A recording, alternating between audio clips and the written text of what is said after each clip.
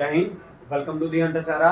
तो बात करेंगे क्लास 11th के नेक्स्ट कंसेप्ट यूनिट के बारे में, डेट इज कम्प्लेक्स नंबर के बारे में हम पढ़ रहे थे। तो इसमें जो नेक्स्ट कंसेप्ट है वह है हमारा, वो है polar representation of complex number. क्या है?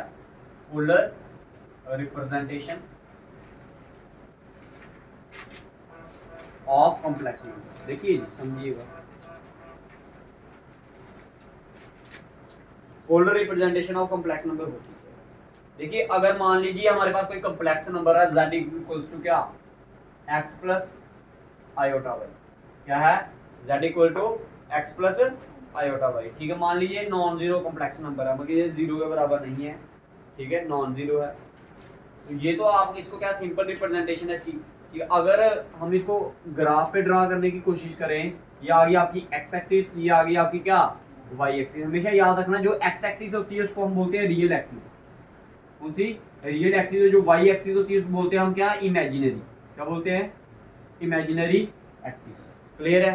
तो दैट मीन जो रियल वाला पार्ट होगा वो इस वाली एक्सिस पे रिप्रेजेंट करना है, जो इमेजिनरी पार्ट होगा वो कहां पर, y एक्सिस। दैट इज, अगर मैं इस पार्ट की बात, एग्जांपल की बात करें, z इक्वल टू क्या, 3 + 2 आयोटा। तो दैट मीन रियल पार्ट क्या है इसका, 3। तो 3 वाला पॉइंट कहां से लेना हमने, यहां से, और 2 वाला पॉइंट कहां से आएगा, यहां से। इन दोनों को जब हमने ज्वाइन किया, ये किसी एक पॉइंट पर ज्वाइन किए, मान लो ये वो पॉइंट है आपका, इस पॉइंट को नाम देंगे 3, मान लो ये पॉइंट क्या है आपका, P।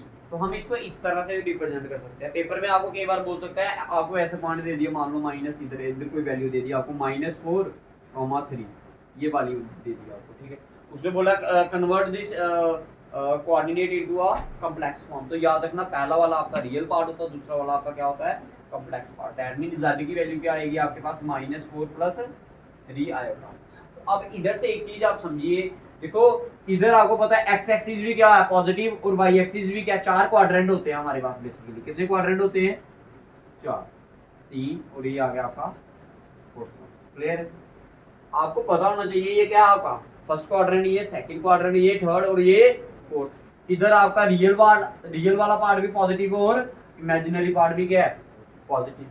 फिर इधर क्या है आपका, रियल पार्ट नेगेटिव है, इमेजिनरी पार्ट क्या है, पॉजिटिव। देखिए रियल पार्ट क्या है, नेगेटिव, और इमेजिनरी वाला पार्ट क्या है, ये पॉजिटिव। इधर दोनों नेगेटिव, इधर रियल वाला पार्ट पॉजिटिव, दूसरा वाला पार्ट क्या, नेगेटिव। ये छोटी छोटी चीजें हमने समझनी है, इसलिए समझने, क्योंकि अभी हमने क्या करना है इसमें, पोलर रिप्रेजेंटेशन करनी है। क्या करनी है, पोलर रिप्रेजेंटेशन। ये चीज समझ आई कुछ आपको? ठीक है।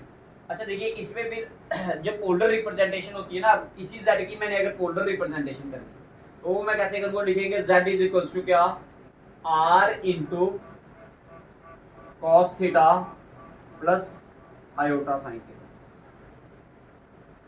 क्लियर? क्लियर है? अब r क्या होता है, थीटा क्या होता है, ये अभी आपको समझाएंगे। ठीक है, इस z को ऐसा भी लिख सकते हैं, r cos theta plus iota r sine theta. अब देखिए ये भी तो वही बना आपका, ये वाला पार्ट क्या है आपका, रियल पार्ट है, इसमें आयोटा लगा है, तो ये वाला पार्ट क्या हो गया इसका, ये चीज समझ आई। अब जो r होता है, r क्या होता है आपका, r को बोलते हैं हम क्या, जो आपका r होता है इसको बोलते हैं हम मॉडुलस। क्या बोलते हैं, r को क्या बोलते हो आप, मॉडुलस। क्या बोलते हैं, मॉडुलस। और मॉडुलस को कैसे रिप्रेजेंट करते थे आप, मॉड ऑफ z से भी करते थे। और इसका फार्मूला क्या पढ़ते थे आप, √x² प्लस, बताया था आपको मैंने। ठीक है, ये z क्या होता है, ये थीटा जो होता है ये क्या होता है आपका, आर्गुमेंट होता है। क्या होता है, आर्गुमेंट। इस थीटा को क्या बोलते हो आप, आर्गुमेंट। लेकिन ये आर्गुमेंट निकालने के लिए पहले आपको क्या निकालना पड़ता है, tan अल्फा। क्या निकालना पड़ता है, tan अल्फा। tan अल्फा की वैल्यू क्या होती है, mod of imaginary part of z upon में क्या, रियल पार्ट ऑफ z।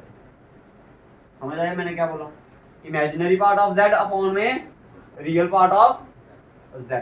अब ये tan अगर इधर जाएगा तो क्या बनाता है, tan इनवर्स बनाता है। क्या बनाता है, tan inverse imaginary part of z, साथ में क्या, रियल पार्ट ऑफ z। ये सारी चीजें आपने याद रखनी है। ये तो सिर्फ अभी आपने किसकी वैल्यू निकाली, अल्फा की वैल्यू निकाली। किसकी निकाली, अल्फा की। अगर मैंने किसकी वैल्यू निकालनी है, आर्गुमेंट की वैल्यू, तो आर्गुमेंट की वैल्यू पे 4 चीजें डिपेंड करती है। आर्गुमेंट ये जो थीटा है ये किन चार चीजों पे डिपेंड करता है? ये जो अल्फा है ये इधर एंगल बना रहा है अपना, इधर एंगल बना रहा है, इस वाली एक्सिस पे लाई कर रहा है, इधर इस थर्ड क्वाड्रेंट में आ रहा है या फिर फोर्थ क्वाड्रेंट। तो चारों क्वाड्रेंट के लिए थीटा की अलग अलग वैल्यू क्या होती है, पॉसिबल। ठीक है, अब वो चार वैल्यू क्या है क्या नहीं है, देखिए अगर आपका रियल पार्ट भी पॉजिटिव है और कौन सा इमेजिनरी पार्ट भी क्या है आपका पॉजिटिव, तो वो क्वाड्रेंट आपका कौन सा आएगा, फर्स्ट क्वाड्रेंट आएगा।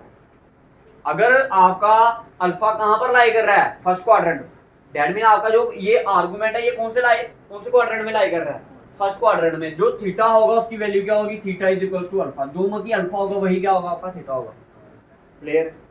अगर वो लाई किया कौन से क्वाड्रेंट में, सेकंड क्वाड्रेंट में। सेकंड क्वाड्रेंट में कब लाई करेगा, जब उसका रियल पार्ट क्या होगा नेगेटिव, इमेजिनरी पार्ट क्या होगा पॉजिटिव। जैसे इस इक्वेशन में कहां पर थीटा लाई करेगा, इधर। इधर जो थीटा की वैल्यू होगी वो क्या होगी आपकी पाई माइनस अल्फा। बताओ क्लियर, बताओ क्लियर है जी? ठीक है, समझ आया? अगर वो थर्ड क्वाड्रेंट में लाई है, दैट मीन दोनों पार्ट क्या है उसके नेगेटिव, तो थीटा की वैल्यू क्या होगी आपकी अल्फा माइनस पाई। बताओ क्लियर है? अगर वो फोर्थ क्वाड्रेंट में लाई किया तो थीटा की वैल्यू क्या होगी माइनस अल्फा। ये चारों वैल्यू आपने याद रखनी है, इनका यूज करना होगा। फिर वो जो आपकी थीटा की वैल्यू आएगी ना उसको आपने कहां पर पुट कर देना है, यहां पर, और आर की वैल्यू को यहां। क्लियर? समझ आ गया? आर्गुमेंट अगर कभी भी बोला जाए आपको निकालने के लिए, क्या बोला जाए, आर्गुमेंट। आर्गुमेंट निकालना कैसे होता है, कैसे निकालते हैं आर्गुमेंट हम, दैट मीन हमने थीटा की वैल्यू निकाली। आर्गुमेंट का मतलब क्या होता है, थीटा की वैल्यू निकालनी। अब इसको रिप्रेजेंट करके भी एक बार बताता हूं मैं आपको, देखो कैसे करना है।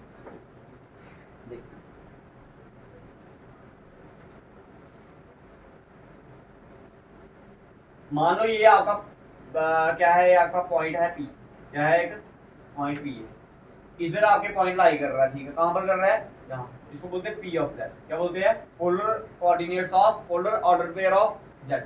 ये वाली जो एक्सिस है इस थीटा के साथ कितना एंगल बना रही है, ये जो एक्स एक्सिस है इस किसके साथ, ये जो आपकी लाइन है इसको बोलते हैं हम क्या, आर। क्या बोलते हैं, आर। इसी को बोलते हो क्या, under x square plus y square, modulus of. ये लाइन क्या रिप्रेजेंट करती है, मॉडुलस को रिप्रेजेंट करती है। ये किसको रिप्रेजेंट करता है, आर्गुमेंट को। ये इसके साथ कितना एंगल बना रही है, इसी को हमने क्या निकालना होता है। ठीक है, अब P को हम ऑर्डर पेयर में कैसे लिखते हैं, हम आर कॉमा थीटा। क्या बोलते हैं ऐसे हम, आर कॉमा थीटा। और पी आर कॉमा थीटा को ही क्या बोलते हैं हम, polar order pair of Z. क्या बोलते हैं, पोलर ऑर्डर पेयर ऑफ। बताइए समझ आया? ये क्या था, इसके बारे में बेसिक था।